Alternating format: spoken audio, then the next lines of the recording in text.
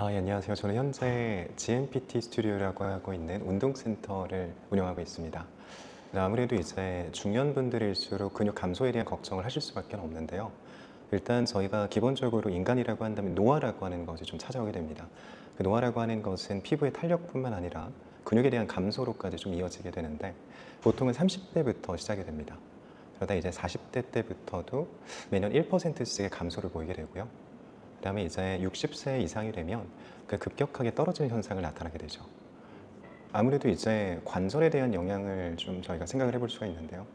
결국에는 이 근육이 지탱해 줄 수 있는 힘이 없으면 근육이 해야 되는 일을 관절이 하게 됩니다. 그럼 저희의 하중 자체를 관절이 받아내는 것만으로도 부담이 될 수가 있는 거죠. 그로 인해서 이제 관절에 관련된 그런 질환이라든지 골다공증과 같은 잘 알고 계시는 그런 부분들이 발병하게 되는 것이죠. 골다공증 예방에 걷기 운동은 그렇게 효율적이지 못할 수 있습니다.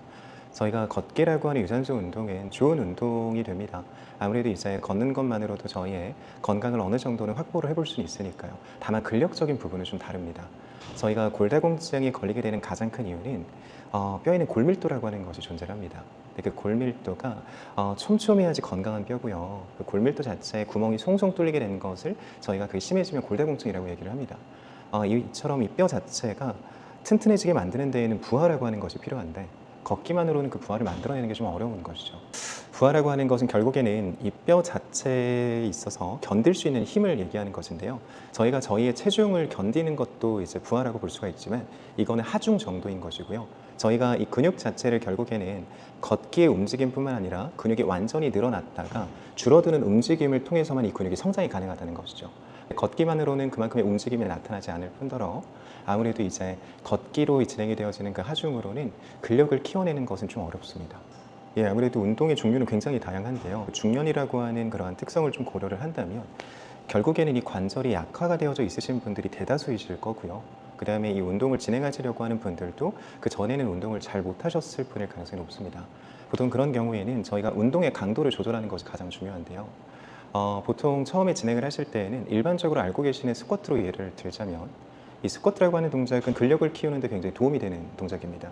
다만 젊은 분들이 하시는 것처럼 그냥 일반적인 스쿼트를 하게 되면 관절이 안 좋으신 분들은 무릎에 통증을 느끼시게 되고요. 그로 인해서 스쿼트를 하면 무릎이 아프구나 라는 잘못된 생각을 좀 하시게 됩니다. 그러면 이 스쿼트의 강도를 낮추는 방법은 의외로 간단한데요. 스쿼트는 깊게 앉을수록 강도가 높아지고요. 낮게 앉을수록 강도 자체가 아무래도 좀 약해지게 됩니다. 그러면 이런 의자와 같은 것을 이용해서 의자에 앉았다가 일어나는 것만으로도 스쿼트 동작의 강도를 좀 낮춰볼 수가 있는 거죠.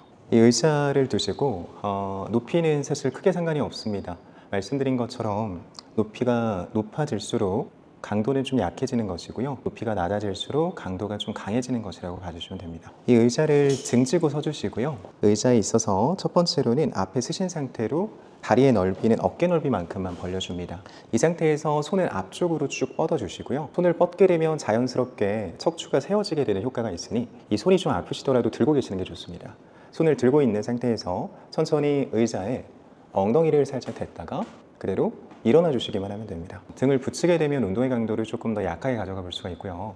내가 이 동작을 시행했을 때 무릎에 대한 통증이 좀 느껴진다면 높이를 높이시거나 아니면 등받이에 완전히 기대는 형식으로 해서 앉았다가 일어나는 방법도 좋은 방법입니다. 근데 무릎에 통증이 없다는 전제 하에서 이 상체의 각도 자체를 뒤로 눕히지 마시고 엉덩이만 댔다가 일어나는 겁니다. 이렇게 진행하는 방식이 운동의 효과는 훨씬 더 높습니다. 이 무릎 자체의 건강에 따라서 좀 달라질 것 같기는 한데요. 일단 저희가 무릎을 보호하기 위해서 많은 분들이 이 허벅지 앞쪽만을 좀 생각을 하십니다. 근데 실제로 무릎 자체의 안정성을 도와주는 근육은요, 햄스트링이라고 하는 뒤쪽 근육의 역할이 훨씬 더 큽니다. 그래서 햄스트링 위쪽에는 이제 엉덩이 근육이라고 하는 대근육이 또 존재를 하거든요. 저희가 엉덩이 근육과 햄스트링을 동시에 발달시킬 수 있는 동작 또한 도움이 많이 되죠. 그 중에서는 이제 ong덩이를 들어 올리는 동작인 힙 브릿지라고 하는 동작이 있습니다. 매트나 바닥에서 좀 진행을 해보시면 되고요. 네, 그 동작을 통해서 엉덩이라든지 허벅지 뒤쪽을 손쉽게 강화를 해볼 수 있습니다. 무릎뿐만이 아니라 이 허리 주변부에 통증이 있으신 분들이라든지 허리 주변부가 좀 안 좋으신 분들도 허리에 부담 없이 엉덩이하고 허벅지 뒤쪽을 키워볼 수 있는 동작입니다. 운동을 통해서 혈당이라든지 혈압을 조절하는 능력이 좀 좋아지게 되는데요. 그 이유는 생각보다 단순합니다. 저희가 이제 운동을 하는 도중에 이 혈관 자체가 일시적으로 확장이 됩니다. 그럼 그 확장이 된 혈관으로 인해서 혈액에 대한 운반이 잘 이루어지게 되겠죠. 좀 빨라지기도 할 것이고요.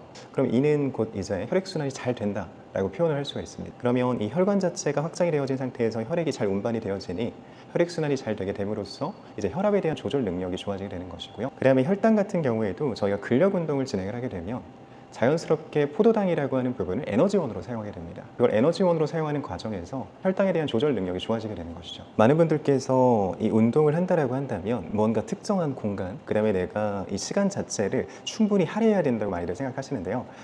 사실 저희가 건강을 위한 근력은요, 생각보다 그렇게 많은 시간이 필요하지 않습니다. 그리고 공간에 대한 제약도 필요하지 않고요. 저희가 한 번에 많이 하는 것보다는 조금씩 자주 하시는 것이 좋은데요. 보통 10분 정도만 투자하시면 됩니다. 예, 맞습니다. 네. 그러면 그 5분에 대한 설정을 어떻게 하냐? 단순한데요. 저희가 이 의자를 대고 스쿼트를 진행을 할 때에는 한 번 하실 때마다 15회 정도로 이제 구성을 하셔서 그거를 이제 3번 정도만 반복을 해주시면 되고요. 네, 그 3번을 반복하시는 동안 5분 정도면 끝나실 겁니다. 물론 쉬는 시간을 조금 짧게 가져가 주시는 게 좋겠죠. 30초에서 1분 정도로만 쉬는 시간을 설정하셔서 3번의 반복을 해주시면 되고요. 힙 브리지도 마찬가지로 한 번 하실 때 15회 정도로 설정하셔서 3번만 반복해 주시면 됩니다. 네, 그럼 일단 스쿼트 동작부터 먼저 한번 보여드릴 텐데요. 자, 말씀드린 것처럼 다리는 어깨 넓이로 벌려주시고 손을 반드시 앞쪽으로 쭉 뻗어주세요. 손을 그대로 유지하신 채로 천천히 엉덩이를 의자에 댔다가 그대로 일어나 주시기만 하면 됩니다. 하나, 다시 엉덩이를 댔다가 그대로 일어나 주시면 됩니다. 둘, 셋, 넷. 근력 운동을 진행할 때 이 속도에 대한 부분은 목적에 따라 좀 다를 수가 있는데요. 예를 들어서 저희가 몸을 쓰는 스포츠 업종을 가지신 분들이라면, 예를 들어서 축구나 럭비와 같은 가격한 운동을 하고 계시는 분들이라면 이 순간적인 순발력을 위해서 속도를 빨리 하는 경우가 있습니다. 근데 저희가 그러한 특수한 상황이 아니라고 한다면 이 근육 자체를 사용하는 데 있어서 익숙하지 않으신 분들은 속도가 빨라지게 되면 빨라지게 될수록 근육이 아닌 관절을 사용하게 될 확률이 높아집니다. 즉 근육이 늘어날 수 있는 시간을 줘야 하고요, 수축할 수 있는 시간을 줘야 합니다. 이런 사유로는 근육 자체가 늘어날 때는 속도를 천천히 갔다가 올라오는 순간에는 조금은 빠르게 올라오는 것이 맞지만, 실제로 저희가 운동을 진행할 때 중년층 이상의 분들은 앉으실 때도 일어날 때도 속도를 조금 천천히 가져가 주시는 것이 좋습니다. 그렇게 운동을 해야 관절의 부담을 좀 줄이고 저희가 실제로 강화하고 싶은 그 근육을 한번 써볼 수가 있는 것이죠. 권장드리는 쉬는 시간은요 30초입니다. 근데 이 15개가 쉬우신 분도 있으실 거고요, 좀 어려우신 분도 있으실 거예요. 근데 보통은 이제 진행을 해보시게 되시면 15회라고 하는 숫자가 그렇게 쉬운 숫자만은 아닙니다. 그러면 이제 본인의 개인 차에 의해서 내가 너무 힘들다 싶으면 개수를 좀 조절해 주시면 돼요. 그럼 10개 정도까지 좀 낮춰주시는 것도 방법이고요. 그리고 10개 밑으로 좀 떨어지는 것 같다 싶으시면 애초에 높이를 좀 높이셔서 강도를 좀 낮추는 것도 하나의 방법이죠. 자, 똑같이 손 앞쪽으로 뻗어주시고 천천히 엉덩이 터치했다가 그대로 일어나 줍니다. 다시 천천히 엉덩이를 터치해 주시고요. 그대로 일어나 주시기만 하면 됩니다. 매트나 바닥에 누우신 상태에서 등을 대고 누우시고요. 이 상태에서 저희가 이 다리의 위치가 중요합니다. 이 다리 자체를 엉덩이 근처로 끌어당겨 주시는데, 이때 중요한 것은 무릎의 각도를 90도를 먼저 만들어 주시는 것이 좋습니다. 그리고 다리의 넓이 또한 어깨 넓이 정도로 벌려 주시고요. 벌려 주신 상태에서 편안하게 누워 줍니다. 이때 양쪽 손은 그냥 엉덩이 옆으로 놓아 주시고요. 이 상태에서 그냥 엉덩이를 들어 주시면 됩니다. 이때 무릎하고 머리가 일직선상이 되도록 만드는 것이 중요하고요. 만들어 주셨다면 천천히 내려갑니다. 그리고 다시 엉덩이를 끌어올리면서 하나, 다시 엉덩이를 올려주면서 둘, 다시 엉덩이를 올려주면서 셋, 5개까지 해보겠습니다. 다시 넷, 엉덩이를 끌어올리면서 5, 이렇게 진행을 해주시면 됩니다. 햄스트링보다도 엉덩이 쪽에 조금 더 좋은 자극이 찾아오면 잘하고 계신 건데요. 저희가 힙브리지 동작을 진행을 할 때에는 사실 햄스트링에는 자극이 잘 옵니다. 근데 중요한 거는 엉덩이에 있는 근육의 신경계가 많이 낮아져 있으신 분들은 엉덩이에 대한 자극을 못 느끼게 되는데요. 그럴 때 사용하시면 좋은 팁이 하나 있습니다. 저희가 힙브리지를 진행할 때 엉덩이에 대한 자극이 안 오시는 분들은 올려놓으신 상태에서 직접 손으로 만져보는 겁니다. 만져서 이 엉덩이가 지금 딱딱한지를 한번 체크해 보시는 거예요. 만약에 딱딱하지 않다면 힘이 안 들어온 겁니다. 그럼 저희가 엉덩이에 힘이 안 들어왔는데 이 동작이 진행이 됐다는 건 허리를 썼다는 거예요. 그래서 내가 손으로 이 엉덩이를 만져보면서 엉덩이에 힘이 들어왔구나 하면 잘하고 계신 겁니다. 저희가 자극까지 느끼면 좋겠으나 실제로 신경계가 많이 낮아져 있으신 분들은 자극이 잘 안 느껴집니다. 그래서 손으로 딱딱한지 만져주시고 딱딱하다면 그대로 내려오셨다가 다시 올라가서 딱딱한지 체크하고 다시 내리시면 됩니다. 이렇게 진행하시면 저희가 허리를 좀 보호하면서 엉덩이하고 햄스트링을 좀 손쉽게 키워낼 수가 있는 거죠. 네, 마찬가지로 15회가 어려우신 분들은 개수를 좀 낮춰주시는 것이 좋은데요. 10개만 하셔도 괜찮습니다. 네, 안녕하세요. 저는 현재 미래에서 GMPT 스튜디오라고 하는 운동센터를 운영하고 있는 박경우라고 합니다. 반갑습니다. 실제로 요즘 시니어분들이 많이 좀 찾으시는 편이시죠? 네, 맞습니다. 안 그래도 최근 들어서 시니어분들이 많이 문의도 주시고요. 실제로 방문하셔서 저하고 수업도 같이 진행을 해보고 있습니다. 예전에는 적게 먹고 운동하면 살이 빠진다 이런 얘기가 좀 많이 있었는데 그게 요즘 통하지 않는다고 하던데 그게 왜 그런지 혹시 아시나요? 젊었을 때와 지금의 모습을 조금은 생각을 해보면 쉽게 답이 나오는데요. 저희가 어렸을 때는 이제 적게 먹고 더 많이 운동하면 체중에 대한 조절이 잘 된 경험을 한 번씩 해보셨을 거예요. 나이가 들어가게 됨에 따라서 아무래도 노화라고 하는 것이 진행이 되고요. 그로 인해 근육의 감소 또한 찾아오게 됩니다. 근육의 감소라고 하는 것은 대사량의 감소로까지 좀 이어지게 되거든요. 대사 자체가 감소하게 되면서 자연스럽게 소모가 되어지는 열량 또한 적어지게 되는 것이죠. 예전에 비해서 똑같이 먹었지만 소모가 되어지는 열량이 적어지게 되니 살이 좀 더 잘 찔 수밖에 없는 것이죠. 중년이 넘어가면은 뱃살이 진짜 안 빠지는데 혹시 이유가 뭘까요?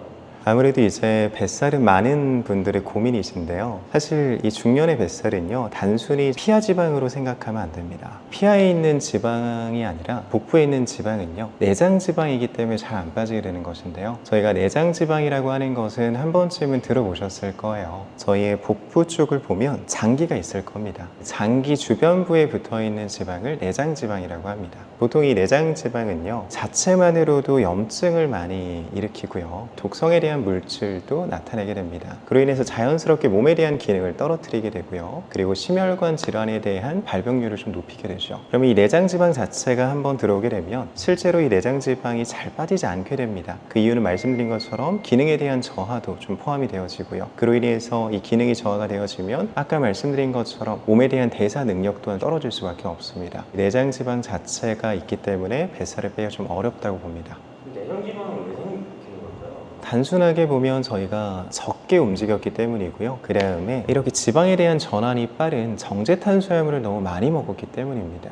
정제 탄수화물은 어떤 종류가 있을까요? 대표적으로 이제 알고 계시는 것 중에 흰쌀밥이 있을 것이고요. 흰색으로 된 빵도 있을 것이고요. 식빵이겠죠. 그 다음에 이제 흔히 아침에 많이들 드시는 시리얼 또한 마찬가지입니다. 그런 정제 탄수화물이 아닌 좋은 원료로 해서 복합 탄수화물 개념으로 시리얼을 많이들 만들어내고 계세요. 그런 시리얼은 오전에 좀 드셔도 괜찮습니다. 요즘 사람들한테 유행하는 것 중에 하나가 간헐적 단식이라고 있는데 진짜 그 뱃살을 빼는데 효과가 있나요? 제 회원분들도 간헐적 단식에 대해서 많이들 여쭤보시는데요. 저는 간헐적 단식을 권장해 드리는 경우도 있고요. 간헐적 단식이 맞지 않으시는 분들에게는 저희가 흔히 알고 있는 세 끼를 먹는 식단으로 해서 구성을 해드리고 있습니다. 그럼 간헐적 단식이 효과가 있냐라고 하냐면 효과가 있습니다. 간헐적 단식의 효과가 있는 이유는요. 저희가 단식이라고 하는 것을 진행을 하게 되면 몸 안에서 일어나는 현상 때문인데요. 저희가 간헐적 단식을 통해서 몸 안에서 일어나는 현상을 오토파지라고 합니다. 오토파지라고 하는 현상이 일어나게 되는데 말이 좀 어려워서 그렇지 그냥 그대로 해석하면 스스로 먹다입니다. 스스로 먹는다라는 것인데 뭘 먹느냐라고 하냐면 저희 몸 안에는 세포가 있겠죠. 그 세포 자체가 기능적으로 좀 떨어진 세포가 있을 겁니다. 좋은 세포가 있을 것이고요. 좋지 않은 세포가 있을 것입니다. 그럼 그 좋지 않은 세포를 분해시켜서 에너지로 재생산시키는 것을 오토파지라고 합니다. 그럼 이 현상이 일어나게 되면 자연스럽게 기능이 떨어져 있는 세포들은 사라지고 기능이 좋은 세포들로 구성이 되겠죠. 그로 인해서 저희의 몸에 대한 기능이 좀 좋아지게 되면서 아까 말씀하신 것처럼 이런 내장 지방을 빼내는 데에도 좀 효과가 좋아지게 되는 것이죠.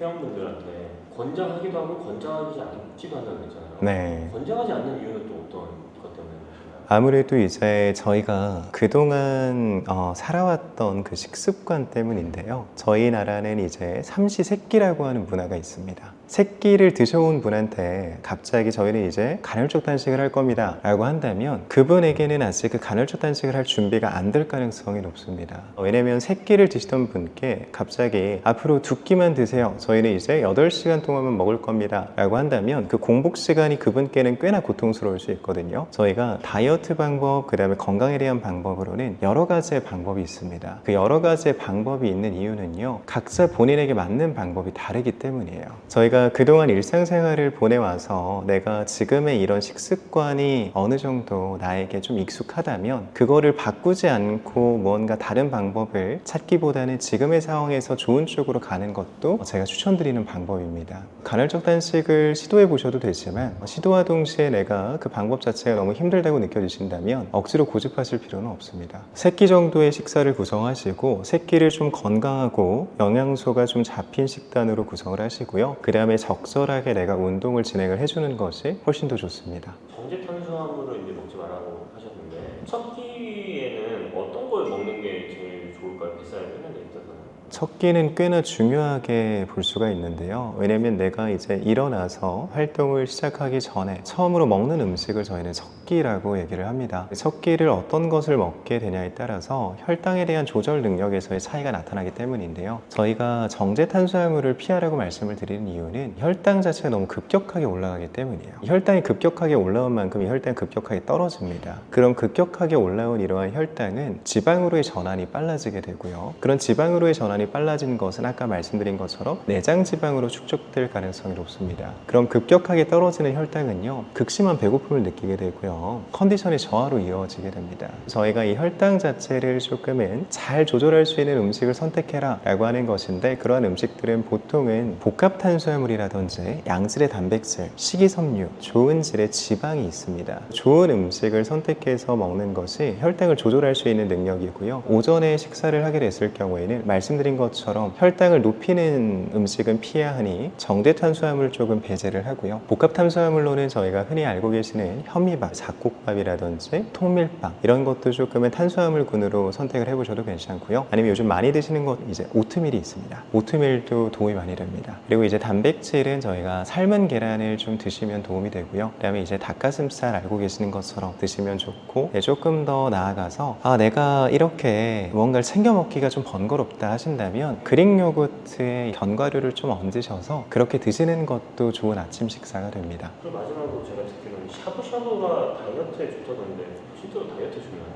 밖에서 외식에 대한 부분을 생각을 안 할 수가 없는데요. 그리고 이제 집에서 건강하게 음식을 먹으려고 할 때 어떤 것을 먹냐라는 질문을 많이 하세요. 근데 이제 저도 마찬가지로 샤브샤브를 많이 추천을 드립니다. 샤브샤브가 왜 좋은 음식이냐라고 하냐면 저희가 재료를 놓고 보면 됩니다. 좋은 재료들로 구성이 되어져 있다는 것이 장점인데요. 양질의 고기와 혹은 해산물을 저희가 양껏 먹을 수 있고요. 그 다음에 신선한 채소들을 통해서 식이섬유 또한 충분하게 섭취해 볼 수가 있습니다. 샤브샤브를 먹을 때는 데쳐서 먹죠. 고기를 데치면서도 자연스럽게 지방이 조금은 빠지게 되고요. 그 다음에 야채를 육수에다가 넣어서 또다시 건져서 먹게 됩니다. 채소는요, 정말 좋은 것이 맞지만 이 채소 자체를 생으로 너무 많이 먹게 되면 위장에 부담을 주게 됩니다. 근데 익혀서 먹는 것이 가장 좋은데 쪄서 먹거나 아니면 데쳐 먹거나, 샤브샤브는 또 데쳐 먹지 않습니까? 그래서 위장의 부담도 줄이면서 저희가 양질의 식이섬유를 충분히 섭취해 볼 수가 있는 것이죠. 대신에 주의해야 되는 사항이 있습니다. 칼국수라든지 이런 밥은 드시면 안 됩니다. 한 가지만 이제 여쭙고 싶은 거는 트레이너님만의 꿀조합이라는 게 그런 게 있을까요? 일단 제가 먹는 방법을 말씀을 드리자면 첫 번째로는 맑은 육수를 선택을 하셔야 됩니다. 샤브샤브라고 칭하고 허거와 같은 비슷한 종류의 음식들이 많이 나오는데요. 맑은 육수가 아닌 다른 육수를 선택하게 되면 나트륨의 함량도 너무 높고요. 열량 또한 높아질 수 있으니 다이어트 음식과는 좀 거리가 멀어질 수 있습니다. 맑은 육수를 선택하시고, 그 다음에 많이들 소스를 좀 찍어 드시는데요. 저는 사실 샤브샤브를 먹을 때 간장 소스 외엔 다른 건 먹지 않습니다. 간장은 드셔도 되지만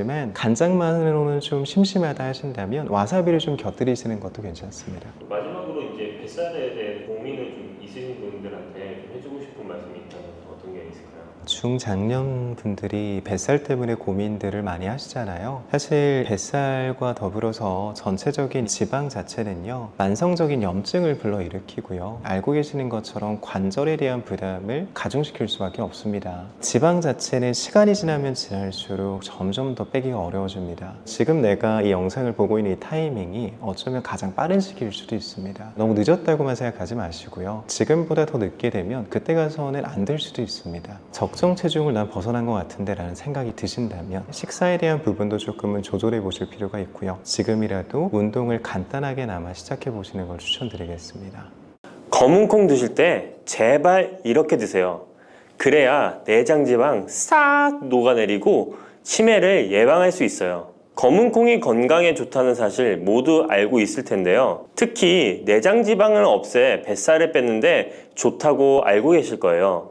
또한 검은콩은 혈관에 쌓이는 콜레스테롤 수치도 낮춰주는 효과가 있다고 하는데요. 그래서 볶아도 먹고 밥에 넣어서도 많이 드시지 않나요? 근데 정작 우리의 뱃살은 빠지지 않고 콜레스테롤 수치도 낮아지지 않는데요. 그건 먹는 방법에 문제가 있기 때문이에요. 물론 검은콩은 몸에 좋은 역할을 하는 효능이 많이 있지만 어떻게 먹느냐에 따라 오히려 몸에 독이 될 수도 있고 반대로 효능을 극대화시킬 수 있는데요. 그래서 검은콩에 대해 아주 잘 알고 드셔야 합니다. 이미 잘 알고 계시는 것처럼 검은콩은 대표적인 블랙푸드입니다. 물론 검은깨와 흑미도 요즘 건강식으로 많이 찾으시는 식품이고요. 블랙푸드라는 게 말 그대로 껍질이 검정색이라서 블랙푸드인데요. 그렇다면 검은콩은 도대체 뭐가 그렇게 좋은 걸까요? 검은콩의 효능 중에 첫 번째는 항산화 효과입니다. 검은콩에는 플라보노이드라는 강력한 항산화 성분이 풍부하게 들어있는데요. 플라보노이드는 식물세포에 존재하는 물질로 항산화 작용을 통해 우리 몸에 산화 스트레스를 줄여주는 역할을 합니다. 산화 스트레스라는 게 뭐냐면 우리 몸의 세포가 손상되는 원인 중 하나로 이것은 환경적인 요인, 염증, 그리고 우리 몸의 자연적인 대사 과정에서 발생하는 스트레스라고 생각하시면 됩니다. 이런 산화 스트레스로 인해서 활성산소라는 물질이 생겨 세포 손상, 노화, 다양한 질병의 발병을 촉진할 수 있는 거죠. 그런데 검은콩에 들어있는 항산화제인 플라보노이드는 세포의 손상을 예방해서 우리 몸에 산화 스트레스를 줄여줍니다. 이는 노화를 느리게 하고 심장질환, 암, 알츠하이머 병 등과 같은 여러 가지 질병의 위험을 줄이는데 도움이 되는데요. 그렇기 때문에 검은콩은 플라보노이드 함량으로 인해 우수한 항산화 식품으로 간주됩니다. 검은콩의 효능 두 번째는 혈당 조절에 좋습니다. 혈당이란 간단히 말하면 우리 몸에서 음식을 소화하면서 만들어지는 당을 말하는 건데요. 이 당이 우리 몸의 에너지를 만드는데 꼭 필요하죠. 그런데 당이 너무 많아지면 몸에 나쁜 영향을 줄 수 있어요. 그래서 우리 몸은 당을 잘 조절해야 합니다. 그렇다면 검은콩이 어떻게 혈당을 조절하는 걸까요? 바로 검은콩 안에는 단백질과 식이섬유가 많이 들어있는데 단백질은 우리 몸을 튼튼하게 만드는 데 도움을 주고 식이섬유는 포만감을 느껴지게 해서 먹는 양을 줄일 수 있게 도와줍니다. 여기서 식이섬유의 역할이 중요한데요. 식이섬유는 당이 너무 빨리 몸에 흡수되는 것을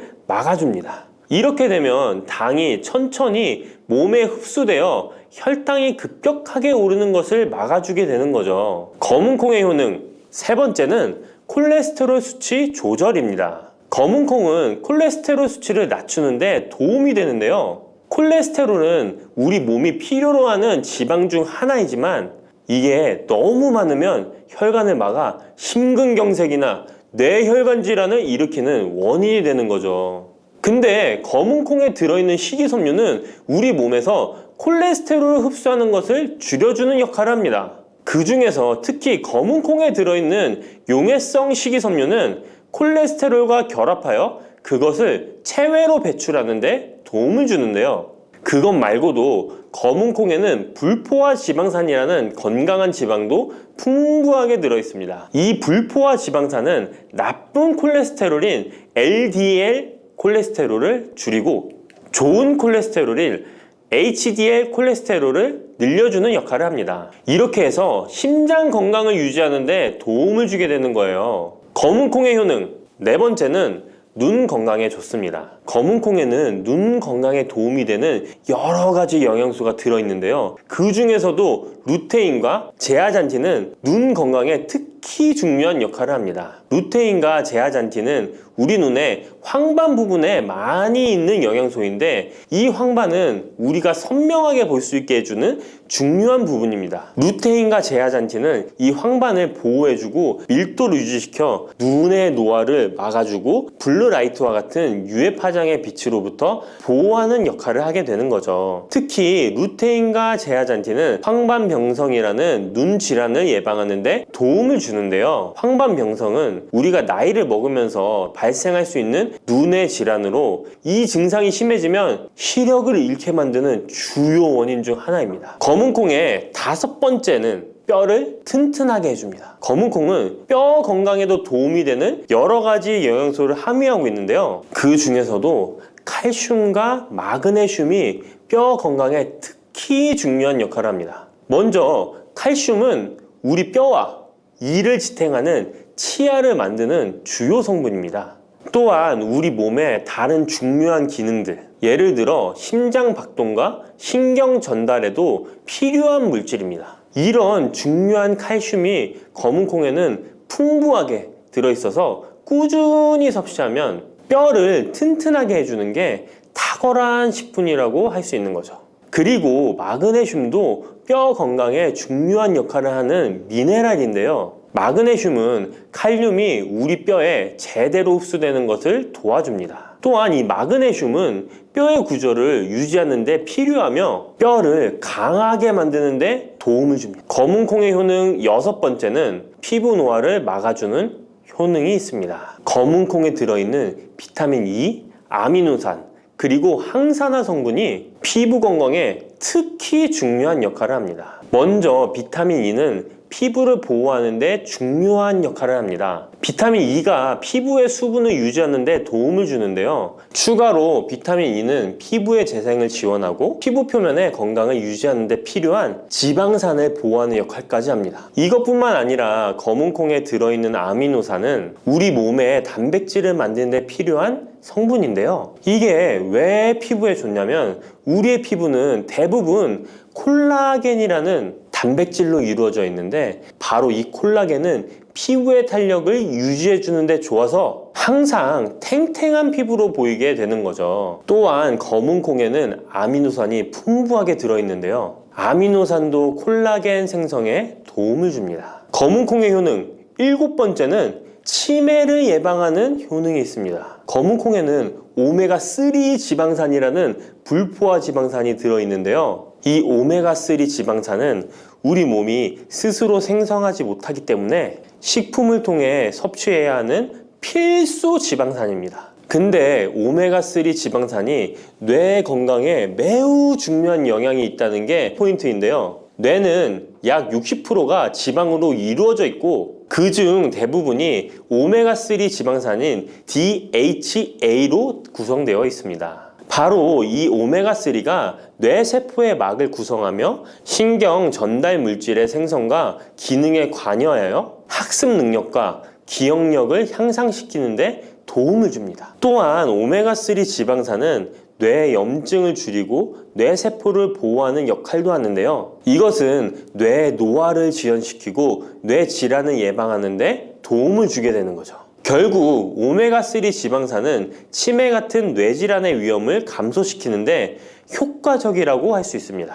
검은 콩의 효능 여덟 번째는 탈모 예방에 탁월합니다. 검은 콩에는 모발의 성장에 필수 성분인 시스테인이 가득한데요. 이 성분들이 혈액순환에도 도움을 줘서 탈모도 예방이 되고 새치가 생기는 것도 막아주는 모발 건강에 정말 좋은 성분이라고 할 수 있습니다. 그러니까 나이가 들수록 꼭 드셔야 하는 음식이라고 생각하시고 드셔야겠죠.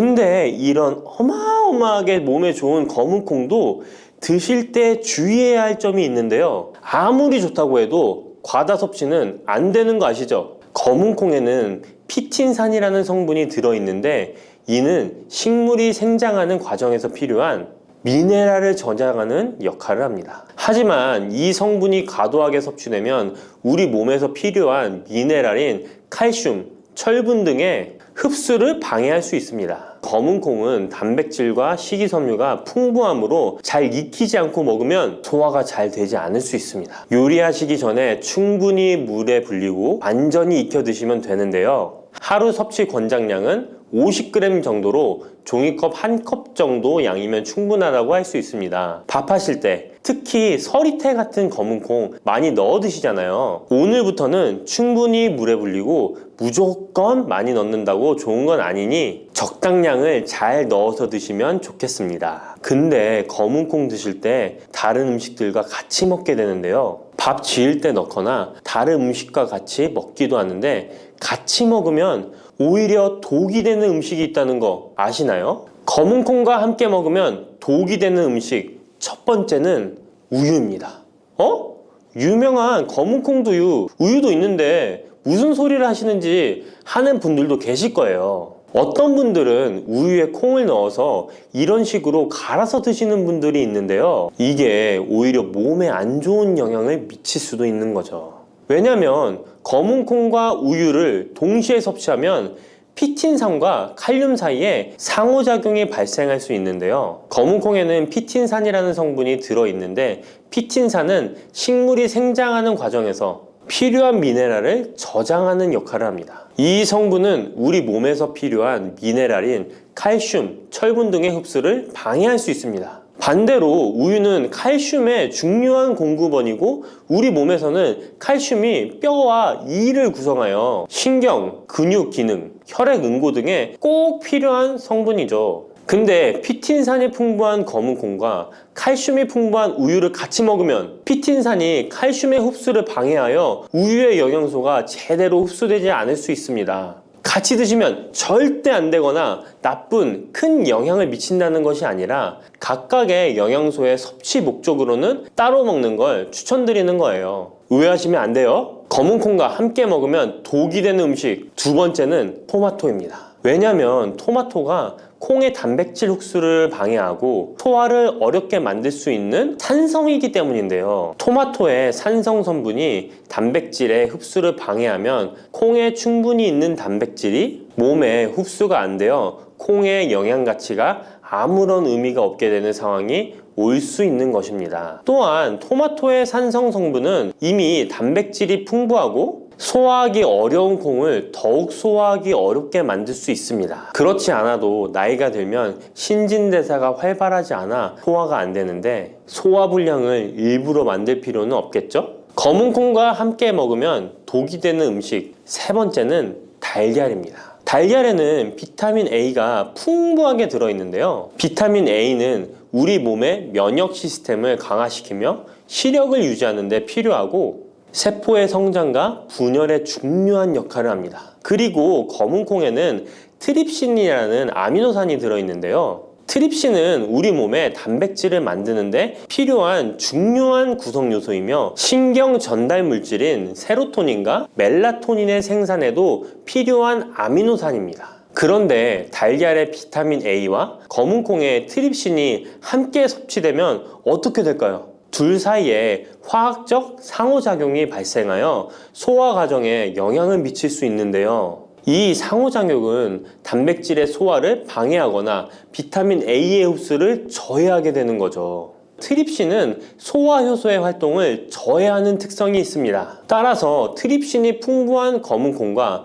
비타민 A가 풍부한 달걀을 함께 섭취하면 좋은 영양소를 흡수 못하는 결과를 가져올 수 있습니다. 앞으로는 무심코 검은 콩과 같이 먹을 때 독이 되는 음식은 같이 안 드셨으면 좋겠습니다. 그렇다면 같이 먹을 때 궁합이 정말 잘 맞는 음식도 있지 않을까요? 정말 찰떡 궁합인 음식들도 있습니다. 검은 콩과 궁합이 정말 잘 맞는 음식 첫 번째는 흰 쌀밥입니다. 이미 다들 밥에 검은콩 넣어서 드시잖아요. 밥하고 검은콩은 그만큼 궁합이 잘 맞는다고 알고 계신 거죠. 검은콩에 들어있는 식이섬유는 소화 과정에서 천천히 분해되고 흡수되어 장기간 동안 포만감을 유지시키는데 도움이 되는데요. 밥과 함께 섭취하면 이런 효과가 더욱 증가를 하게 돼서 다이어트에도 효과적이라고 할 수 있습니다.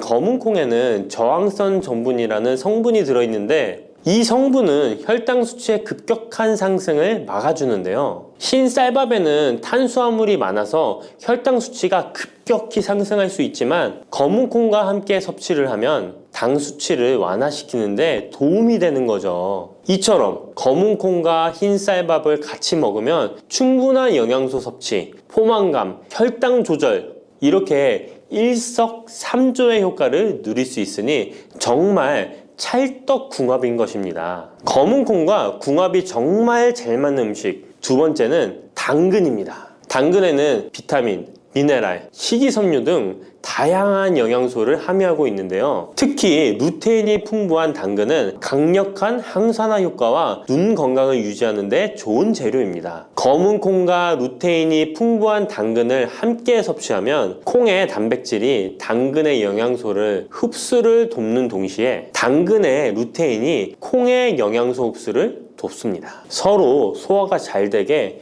영양소 흡수가 잘 되게 도와주는 음식인 거죠. 당근 말고도 시금치와 같은 채소도 같은 역할을 하니 식사하실 때 당근이 들어간 음식이나 시금치 나물 같은 음식들과 같이 드시면 효과가 정말 좋을 거라 생각합니다. 검은콩과 궁합이 정말 잘 맞는 음식 세 번째는 닭고기입니다. 검은콩은 식물성 단백질의 좋은 원천이라고 잘 알고 있을 거예요. 근데 식물성 단백질은 동물성 단백질에 비해 필수 아미노산의 비율이 적은데요. 필수 아미노산은 우리 몸이 스스로 생산할 수 없는 아미노산으로 반드시 음식을 통해 섭취해야 하는 성분입니다. 닭고기는 동물성 단백질의 좋은 원천이며 모든 필수 아미노산을 골고루 함유하고 있습니다. 따라서 검은콩과 닭고기를 함께 섭취하면 두 가지 종류의 단백질이 서로를 보완하게 되는데요. 이렇게 함께 섭취하면 검은콩에서는 얻을 수 없는 필수 아미노산을 닭고기에서 보충할 수 있습니다. 반대로 동물성 단백질만을 섭취할 때보다 식물성 단백질의 섭취 비율을 늘려주는 것은 심혈관 건강에도 정말 좋은 효과를 볼 수 있습니다. 50대 이후에 근육이 많이 빠졌다면 이것을 드시면 됩니다. 요새 들어 몸이 예전 같지 않다고 느끼시는 분들 계신가요? 만약 그런 분들이 계신다면 몸에 단백질이 부족한 것을 의심해 볼 수도 있습니다. 나이가 들면서 왜 단백질 섭취가 중요한지 그리고 그에 따른 여러 가지 사실들을 알아보려고 하는데요. 나이 들수록 단백질이 더 중요하다는 말을 들어보신 분들도 많이 있을 거예요. 우리 몸의 필수 영양소라는 단백질, 이 단백질 섭취가 중요한 이유 5가지를 알려드릴게요. 첫 번째는 근감소증 예방입니다. 나이가 들면 근육량이 자연스럽게 줄어들게 되는데요. 이를 근감소증이라고 합니다. 근감소증은 근육이 빠르게 줄어드는 질환으로 단백질은 근육을 구성하는 주요 성분인데요. 단백질을 충분히 섭취하지 않으면 근육량이 급격히 줄어들게 되고 이렇게 되면 근력도 같이 약화되며 근감소증을 유발할 수 있습니다. 단백질이 부족하게 되면 그 진행이 훨씬 더 빨라질 수 있는데요. 근육이 줄어들게 되면 일상생활을 하기 어려워지고 이렇게 되면 근육이 더 감소하게 되는 악순환이 생길 수 있습니다. 단백질 섭취와 운동을 병행하는 게 가장 좋겠죠? 단백질이 중요한 이유 두 번째는 면역력 증가입니다. 단백질과 면역력이 연관이 있다고 하시며 의아해 하시는 분들이 있으시죠? 단백질은 우리 몸속의 세포 그리고 장기뿐만 아니라 수많은 호르몬을 구성하는 중요 요소입니다. 또 단백질은 면역 시스템에서 중요한 역할을 하는 항체와 효소를 생성하는데 백혈구라고 많이 들어보셨죠? 이 백혈구는 감염을 인식하고 싸우는 주요 면역 세포인데요. 이 백혈구가 주로 단백질을 사용하여 병원균을 인식하고 항체를 만들어 병원균을 물리치는데 중요한 역할을 합니다. 또한 우리 우리 몸의 중요한 면역세포도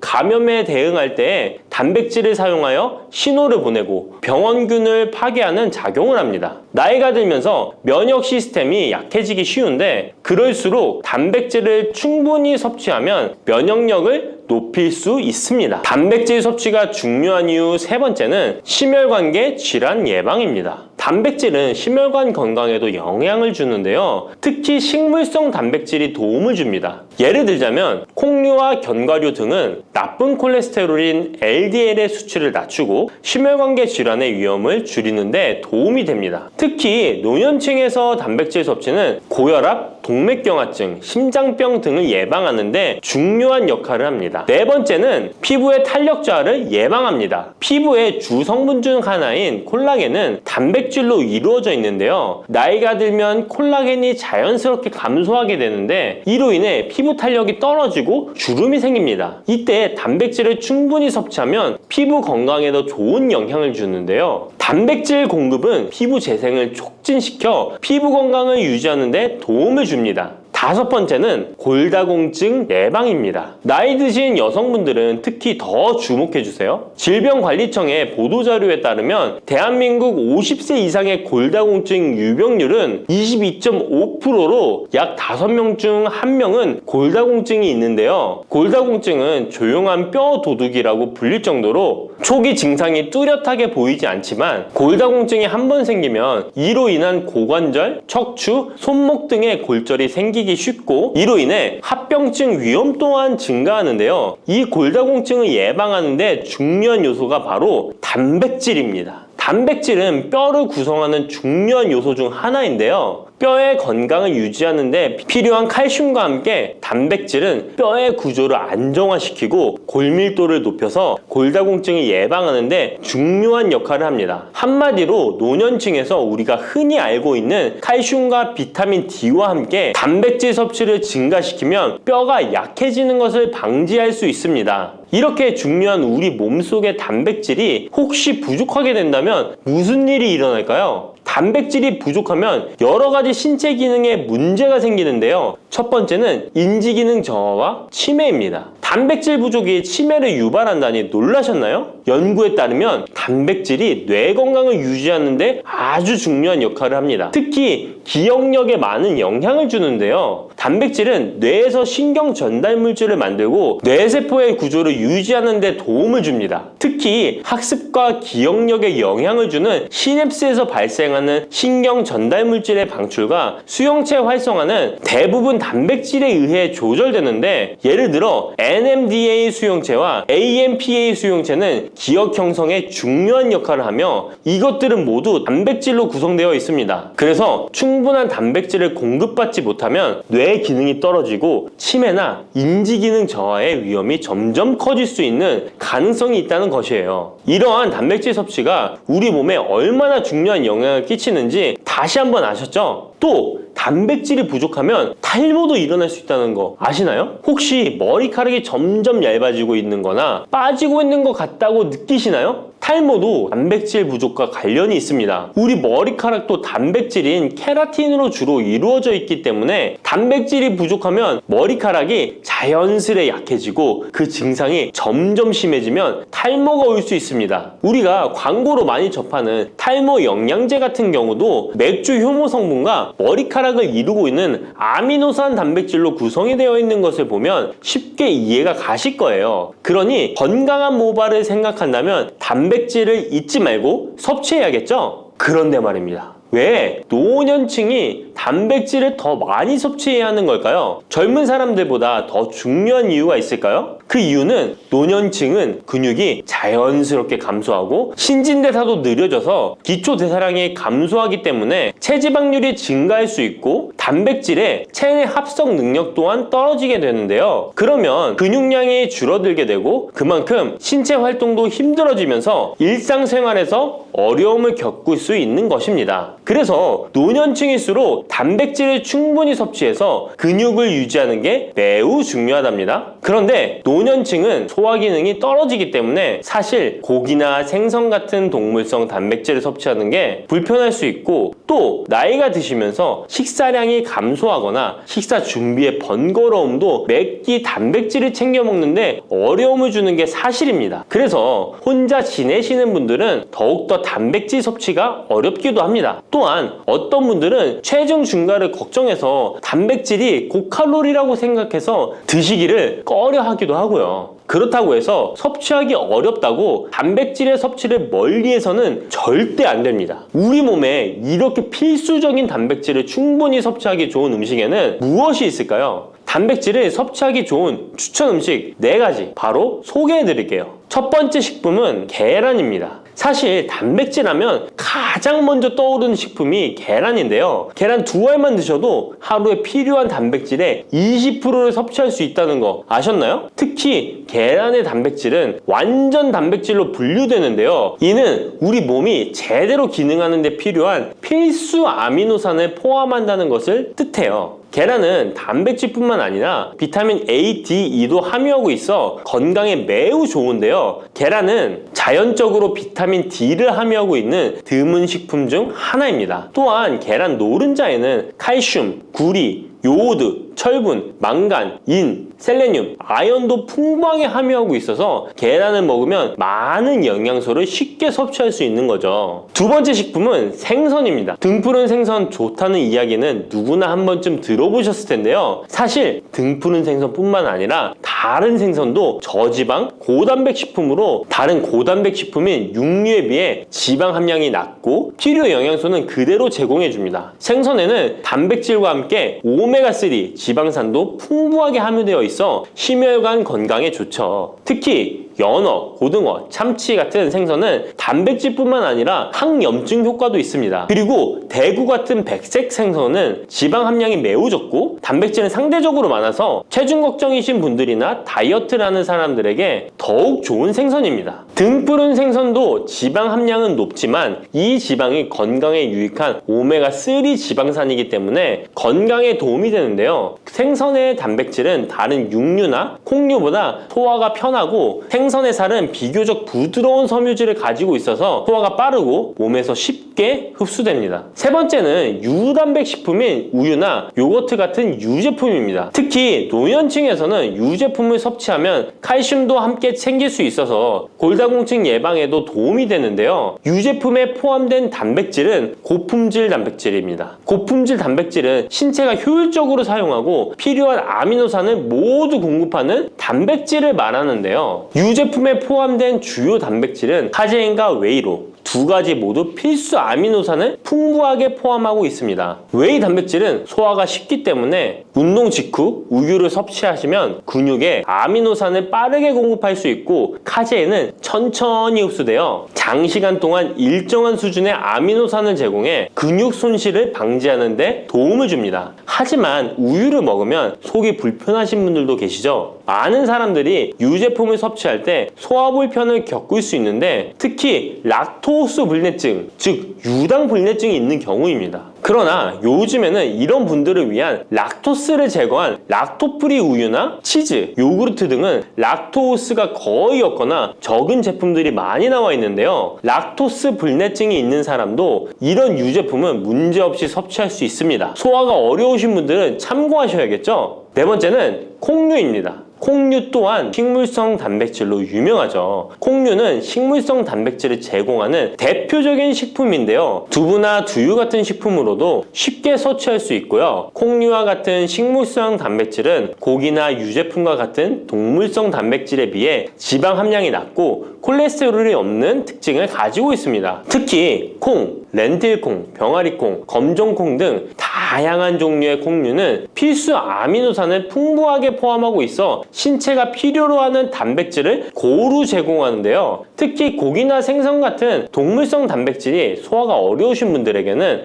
두부나 비지찌개 같은 소화가 잘 되면서도 단백질도 섭취할 수 있는 콩류가 좋은 단백질 식품입니다. 이렇게 몸에 필수적인 단백질, 음식만으로 충분히 섭취되면 좋겠지만 그게 어려운 경우도 있을 텐데요. 이때 단백질 보충제도 좋은 선택이 될 수 있습니다. 운동 후에 빠르게 단백질을 보충하고 싶을 때나 식사를 통해 충분한 단백질을 섭취하기 어려운 경우 보충제가 유용한데요. 마트에서 쉽게 찾을 수 있는 단백질 파우더나 고단백 프로틴바를 이용하면 간편하게 단백질을 보충할 수 있습니다. 하지만 이렇게 간편하게 섭취할 수 있는 제품들 몸에 좋다고 많이 섭취하면 좋을까요? 과량 섭취할 때도 큰 문제가 될 수 있습니다. 한 번에 과도한 단백질은 신장에 부담을 줄 수 있고 또 체내에서 불필요하게 지방으로 축적될 수 있습니다. 단백질의 하루 권장 섭취량은 성인 기준 몸무게 1kg당 약 1g인데요. 하루 권장 섭취량을 꼭 지키는 게 중요하죠. 한마디로 보충제는 식사로 부족한 부분을 보충하는 역할만 하도록 하고 식사로 골고루 단백질을 섭취하는 게 가장 이상적입니다. 마지막으로 단백질 섭취 시 간단한 팁을 알려드리겠습니다. 매 끼니마다 조금씩 단백질을 나눠서 섭취하는 게 단백질 흡수에는 효과적인 거 아셨나요? 단백질은 탄수화물과 지방과 다르게 잉여 단백질이 몸에 저장되지 않는데요. 그 때문에 한 번에 과량으로 섭취하면 소화가 어려워지거나 신장에 부담만 줄 수 있고 단백질은 필요 이상의 단백질은 배출되기 때문에 번거롭더라도 매일 조금씩 몇 끼마다 꾸준히 섭취하는 게 중요합니다. 고기 좋아하시는 분, 채소를 더 선호하시는 분, 이제는 다 같은 단백질이라고 생각하지 마시고 동물성 단백질과 식물성 단백질을 골고루 섭취해야 하는데 동물성 단백질은 식물성 단백질에는 부족한 아미노산이 풍부하고 식물성 단백질은 동물성 단백질에 비해 지방이 적고 섬유질도 같이 섭취할 수 있습니다. 우리가 평상시에 먹는 한식은 사실 단백질 섭취에 아주 좋은데요. 식탁에 단백질이 풍부한 계란, 생선, 두부, 콩들을 반찬으로 두어 개만 먹어도 쉽게 몇 끼마다 몸에 필요한 단백질을 섭취할 수 있습니다. 이제부터 잊지 마시고 단백질이 풍부한 반찬 꼭 드셔주세요.